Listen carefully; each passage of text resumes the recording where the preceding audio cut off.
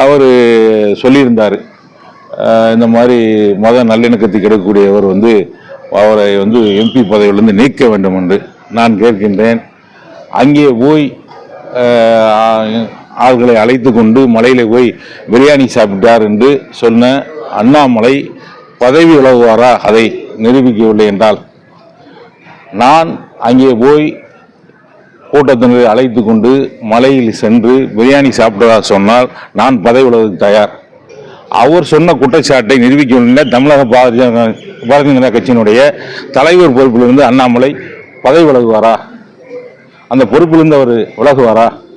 உண்மைக்கு புறமான தகவல்களை, பொய்களை தொடர்ந்து தமிழகத்தில் சொல்லிக் கொண்டிருக்கக்கூடியவர் அண்ணாமலை அவர்கள். ஐபிஎஸ் படிச்சுட்டு பொய் தான் பேசிக்கிட்டு இருக்கார். இப்போ லண்டனில் போய் படிச்சுட்டு இன்னும் கூடுதலாக எப்படி எல்லோரும் நம்புற மாதிரி அந்த பொய்யை சொல்லணுங்கிறத ரொம்ப தேர்ச்சி பெற்று சொல்லிக்கிட்டு இருக்கார். இப்படி ஒரு சென்சிட்டிவான மேட்டரில் ஒரு குற்றச்சாட்டை சொல்கிறோமே, எம்பி மேலே போனாரா? முதல்ல அதை நிரூபிப்பார். அவரை நீங்கள் பத்திரிகையாளர் இருந்தீங்க, அங்கே காவல்துறை இருக்கிறாங்க, அவருடைய கட்சிக்காரர் பாரதிய ஜனதா கட்சிக்காரர் இருக்காங்க, இந்து முன்னணியை சேர்ந்தவர் இருக்காங்க.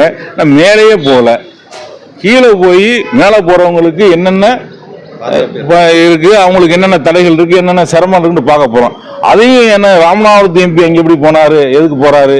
மணப்பாறை சட்டப்பேரவை உறுப்பினர் அங்கே எதுக்கு போகிறாருங்க? மணப்பாறை சட்டப்பேரவை உறுப்பினர் வக்ஃப் வாரியத்தினுடைய உறுப்பினராக இருக்கிறார். நான் ராமநாதபுரம் பாராளுமன்ற உறுப்பினர் வக்ஃப் வாரியத்தினுடைய தலைவராக இருக்கின்றேன். அங்கே மேலே இருக்கக்கூடிய அந்த சிக்கந்தர் பாஷா தர்காங்கிறது வக்ஃப் வாரியத்தினுடைய கட்டுப்பாட்டில் இருக்குது. அப்போ அந்த தர்காவுக்கு செல்லக்கூடியவர்களுக்கு என்ன வசதிகள் குறைபாடு இருக்குது, அவங்களுக்கு என்ன சிரமங்கள் இருக்குது, என்ன கட்டுப்பாடு இருக்குது, அதை அரசிட்ட சொல்லி அதெல்லாம் எப்படி அவங்களுக்கு கேட்டு பெறணுங்கிற பொறுப்பு எங்களுக்கு இருக்குது. அதுக்காக இங்கே போகிறோம்.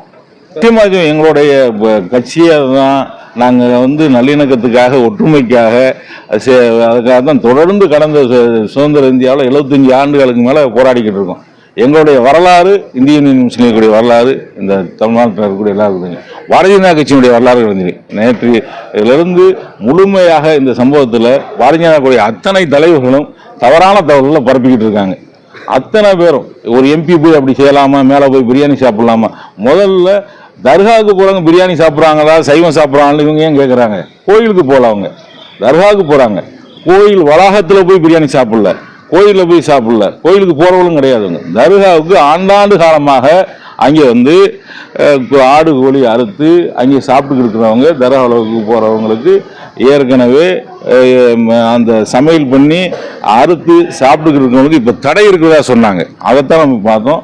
அப்போ காவல்துறை என்ன சொன்னாங்கன்னா, இப்போதைக்கு ஆடு கோழி கொண்டு போய் மேலே அறுக்கிறதுக்கு தடை இருக்குது, சமைத்த உணவுகளை கொண்டு போய் சாப்பிட தடை இல்லைன்னாங்க.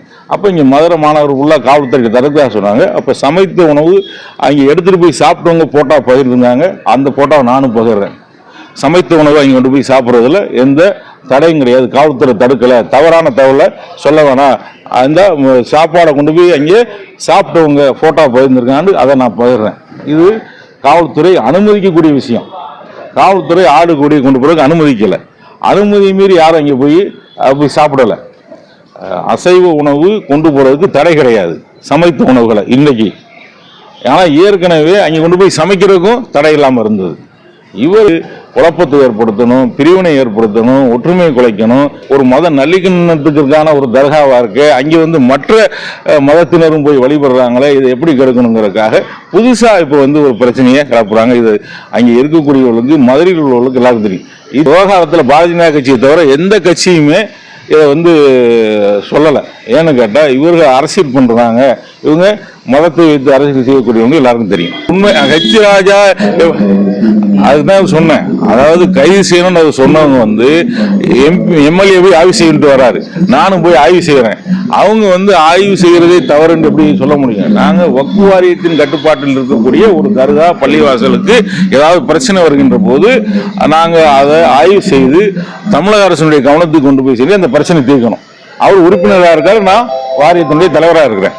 அந்த அடிப்படையில் போகிறோம். பொய்யான தகவலை சொல்லக்கூடிய, சமூகத்தில் பதட்டத்தை நிலவக்கூடிய அளவில் ஒரு கருத்தை சொல்லக்கூடிய இவர்கள் கைது செய்யப்பட வேண்டும். அண்ணாமலை, எச் ராஜா போன்றவர்கள் கைது செய்யப்பட வேண்டும். ஜங்ஷன் விவகாரத்தில் திமுக அரசு என்ன சொல்லியிருக்கா, பாஜக அண்ணாமலை போய் டெல்லி கூட்டு போய் விவசாயிகளை வச்சு போராடி இதை பெற்றுக் கொடுத்துருக்காரு. ஆனால் தமிழக அரசுக்கு அடிப்படைந்தது மத்திய அரசு. இன்னைக்கு அடிபணிந்துதான் இன்னைக்கு அந்த திட்டத்தை வாபஸ் பண்ணிட்டாங்க. என்ன சொல்றாங்க, அண்ணாமலை தான் விவசாயிகள் அரசு தான் இந்த திட்டத்தை செயல்படுத்த விட மாட்டோம்னு சொல்லி சொன்னது. இன்னைக்கு அவங்க அறிவிச்சிருந்தாலும் அந்த திட்டத்தை இங்கே ரத்து செய்யக்கூடிய அந்த திட்டத்தை செயல்படுத்த மாட்டோம்னு சொன்னது தமிழக அரசு தான். தேங்க்யூ.